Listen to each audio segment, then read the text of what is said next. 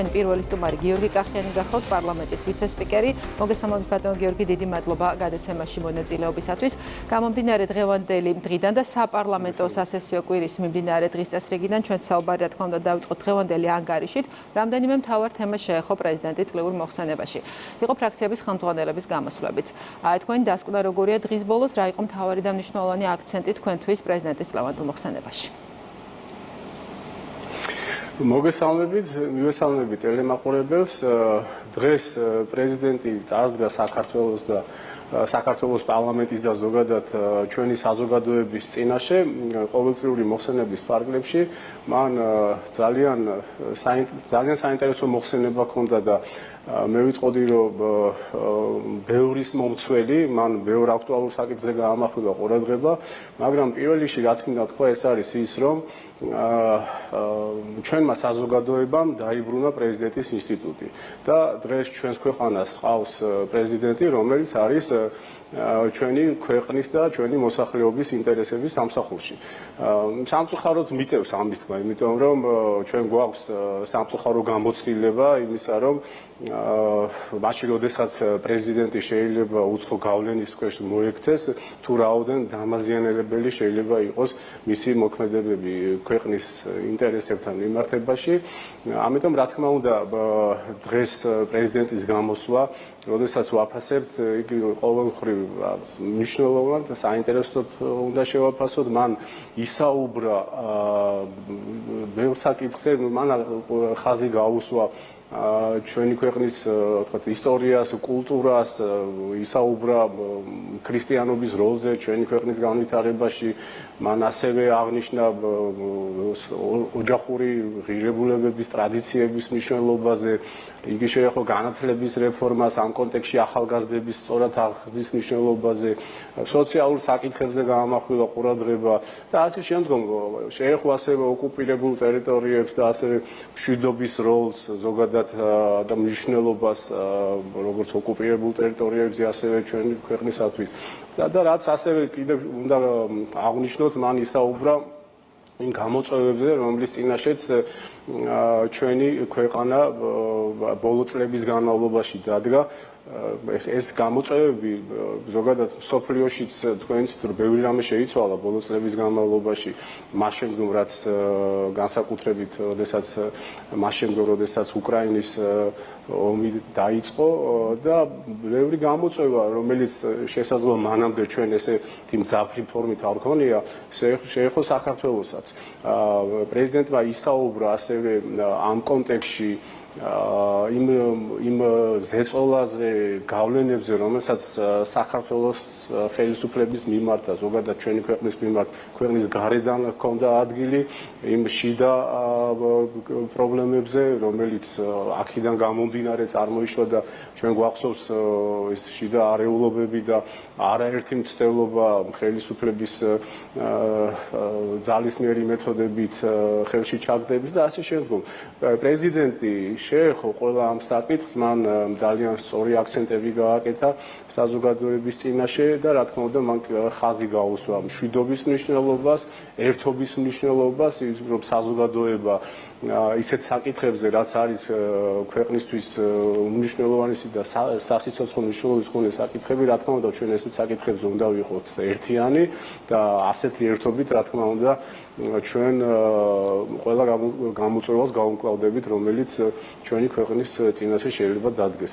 მთლიანობაში რო შევაჯამოთ ეს გამოსვლა, კიდევ ერთხელ ვიტყოდი, რომ ეს ძალიან აქტუალური, მნიშვნელოვანი და ბევრის მთქმელი და ბევრის მომცველი გამოსვლა იყო. კი ბატონო, ჩვენც გავყვეთ ახლა სხვა აქტუალურ საკითხებსაც. მიმდინარე სასესიო კვირა ვახსენეთ საუბრის დასაწყისში და ამ კვირის მიმართ ინტერესს ასევე იწვევს ის საკანონმდებლო ცვლილებათა პაკეტი, რომელიც განიხილება და განსაკუთრებით ორი საკითხი იწვევს განსაკუთრებულ ხმაურს. ერთი ეს არის ამ პაკეტში ექსტრემიზმის და კონსტიტუციური ორგანოების არაღიარების წინააღმდეგ მისაღები ზომები და მეორე გრანტების გაცემის წესის ცვლილება. მოისმენთ ხართ საქმის კურსში კავშირში, რასაკვირველია, როგორც ფასდება ეს ცვლილებები, რომ ეს იქნება პოლიტიკური თავისუფლების შეზღუდვა, რომ ის ეწინააღმდეგება კონსტიტუციით გარანტირებულ უფლებებს, მაგალითად, სახალხო დამცველიც ხედავს რისკს, რომ შესაძლოა შეიქმნას დაწესებული შეზღუდვების ზედმეტად ფართო ინტერპრეტაციის შესაძლებლობა. აი, რამდენად არის ასეთი რისკი და საფრთხე, ან ეს ამ ცვლილებებით მიღებული სარგებელი, რამდენად აღემატება ასეთ რისკს არსებობის შემთხვევაში? პირველ რიგში რა მინდა თქვა, აი ბოლო წლების განმავლობაში განსაკუთრებით აი ბოლო 2 წელს გულისხმობ, ჩვენ არაერთი ძალიან მნიშვნელოვანი ცვლილება გავახორციელებთ კანონმდებლობაში და ყველა ეს ცვლილება განპირობებული იყო იმ გამოწვევების საპასუხოდ, რომლის წინაშე ჩვენ დავდექით. აქამდე მსგავსი რამ თუ ხდებოდა არა ესეთი მასშტაბით ჩვენი ქვეყნისთვის და ეს რისი თქმა მინდა ამით, რომ ანუ ეს ცვლილებები, რაც მივიღეთ და რასაც თუნდაც ეხლა ვახორციელებთ, ეს მოწმენდილ ცაზე ესეთი სურვილი არ გაგვშენია, ესე ვთქვათ, რომ ესეთი ცვლილებები გამოვხორციელებინა. ეს იყო აუცილებელი იმ გამოწვევების საპასუხოდ, რომელიც ბოლო წლების განმავლობაში ჩვენს წინაშე არსებობდა. ეს პროცესი დაიწყო რითი გამჭვირვალობის შესახებ კანონის მიღებით, ხო? და ჩვენ გვახსოვს პერიოდი, როდესაც კანონი გამჭვირვალობის შესახებ, რომელსაც დაარქვეს რუსული კანონი და მართლა საზოგადოებაში შექმნეს ისეთი აღქმა, თითქოს ეს ქვეყნის ინტერესებში არ ყოფილიყო, ხო? დროთა განმავლობაში გამოჩნდა, რომ თურმე აუცილებელი ყოფილა ამ კანონმდებლობის მიღება. ამის შემდგომ ჩვენ რას ვადევნებთ თვალს, რომ თუ თქვა გამჭვირვალობის კანონმა მოგცა შესაძლებლობა, რომ ქვეყნის გარედან შემოსული დაფინანსებები ყოფილიყო გამჭვირვალე, დაიწყეს ახალი გზების მოძიება. როგორ მოხდარიყო დაფინანსება პოლიტიკური პროცესების და საუბარი არის რაზე, რომ ანუ რას ემსახურება ეს კანონმდებლობა? ეს კანონმდებლობა ემსახურება იმას, რომ ქვეყნის სუვერენიტეტი იყოს დაცული ქვეყნის გარედან შემოსული დაფინანსებებისგან, ხო? ეს დაფინანსებებისგან, რომელიც ემსახურება ეგრეთ წოდებულ მშვიდობიან დამხობებს, არეულობებს, საზოგადოებაში რაღაც დაპირისპირების გაჩენას და ასე შემდგომ. და რამდენი ჩვენ კანონმდებლობას რაღაც ცვლილებებს მივიღებდით, ჩვენ ხედავდით, რომ იმის საპასუხოდ ახალი გზების მოძებნა ხდებოდა ამ მიმართულებით, ხო? აი თუნდაც ის რა დღის, რომ როდესაც ევროკომისარი პირდაპირ საუბრობს, ხო? ახსოვს საზოგადოებას განცხადება, როდესაც ევროკომისარი საუბრობდა იმაზე, რომ აი კანონმდებლობით გარკვეული წესები დადგინდაო საქართველოში და ჩვენ ახლა ვეძებთ ამ კანონის შემოვლით გზებსო, როგორ დავაფინანსოთ ეგ პოლიტიკური პროცესებიო, ხო? ანუ ახლა ამაზე მეტი აღიარება რა უნდა იყოს? სამოქალაქო ორგანიზაციებიო, ასეთი იყო, მოდი დავაზუსტოთ მაინც მეტი სიზუსტისთვის და ობიექტურობისთვის, სამოქალაქო ორგანიზაციების დაფინანსების გზებზე იყო საუბარი მარტაკოსის განცხადებაში. ხო, რა თქმა უნდა, ეხლა ვინმეს ჯერა, რომ პირდაპირ იტყვია, რომ ეს გვინდა იმისათვის, რომ პოლიტიკური პროცესები დავაფინანსოთ და შემდგომ ჩვენთვის სასურველი ხელისუფლება მივიღოთ საქართველოში. ამას ხო პირდაპირ არ იტყვის. ბუნებრივია, ყველა ეს მოქმედება არის შენიღბული, რაღაც გარკვეული, რაღაც ლამაზი სიტყვებით, მაგრამ ნუ სინამდვილეში რას ემსახურება ყველაფერი ეს ჩვენ ვნახეთ. და ამის არაერთი თუნდაც მშვიდობიანი დამხობის თელობა ბოლო წლების განმავლობაში 5 იყო, ხო, ესეთი. ასე რომ, ნუ დღეს მე მგონი ჩვენ საზოგადოებისთვის გასაგები არის ყველაფერი, თუ რას ემსახურება ყველაფერი ეს.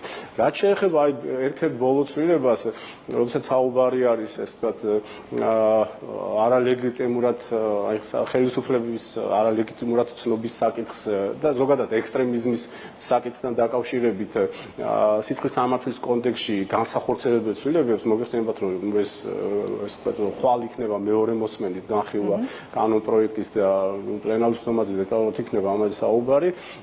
ესეც გამოწვეული არის რით, რომ პირველ რიგში რა მინდა თქვა, რომ ეს რისკები არის, რაც თქვენ თქვით, რომ არ დაირღვეს თქვა გამოხატვის თავისუფლება და ასე შემდგომ.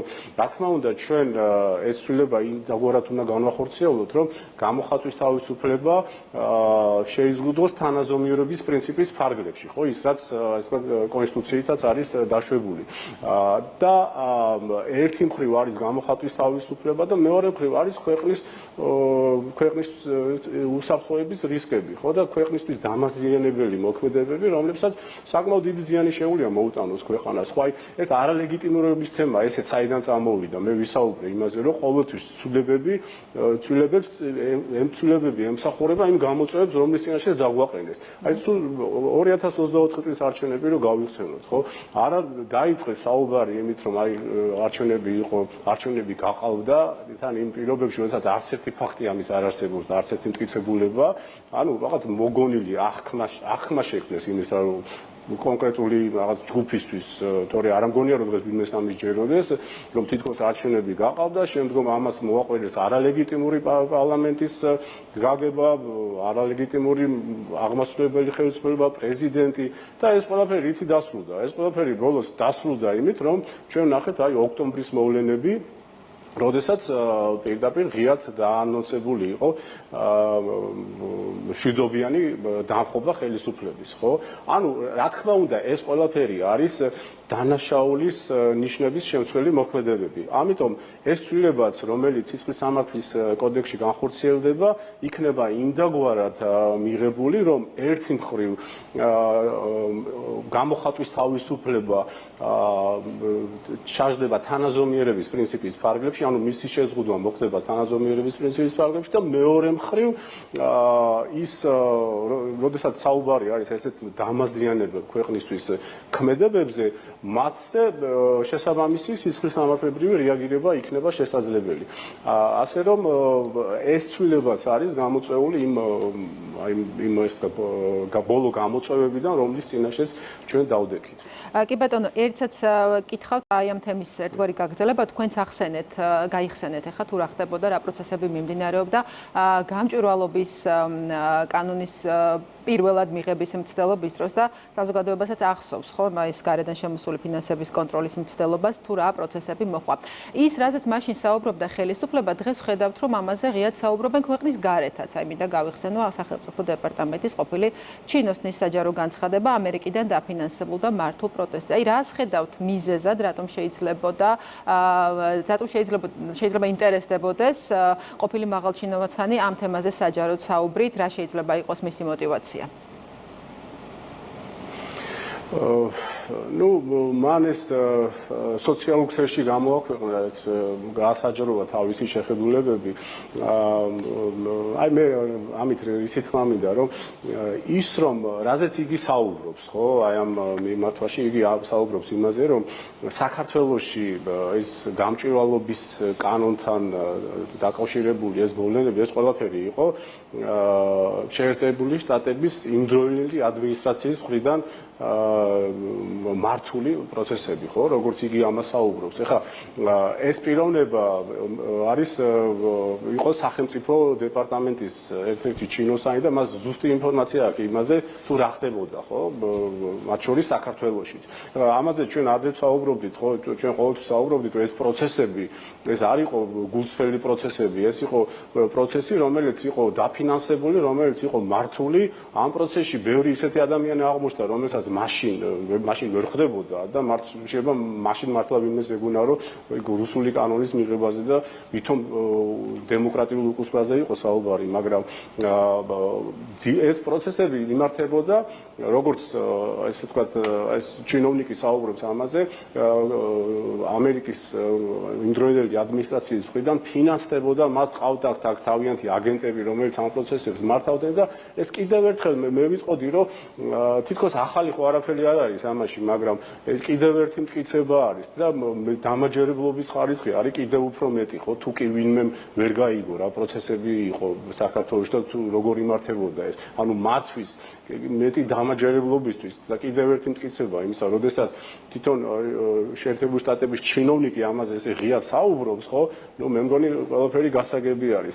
ასე რომ აი და სხვათა შორის დროთა განმავლობაში ეს ყოველთვის ხდება, ხო, ანუ სიმართლე არასდროს იმალება. რას დრო გადის ჩვენ ამ კონკრეტულ ვიდეო ჩანაწერზე რომც არ ვისაუბროთ, ჩვენ გვახსოვს ამერიკის ამჟამინდელი ადმინისტრაციაც პირდაპირ საუბრობდა, ხო, USAID-ის ნედის მიერ დაფინანსებულ პროექტებზე, რომლებიც ემსახურებოდა ამ ქვეყნებში ხელისუფლებებზე ზეწოლას, ცვლილებების მცდელობას ხელისუფლებების და ასე შემდგომ. ასე რომ ერთი მხრივ აქ თითქოს სიახლე არაფერი არის, მაგრამ ფაქტია, რომ კიდევ ერთი ღია მტკიცება იმისა, რომ ეს პროცესები იყო ქვეყნის გარედან მართული და ეს ქვეყნის გარედან დაფინანსებული. ძალიან დიდი მადლობა გადაცემაში მონაწილეობისათვის. პარლამენტის თავმჯდომარის მოადგილე გიორგი კახიანი იყო ჩვენი სტუმარი.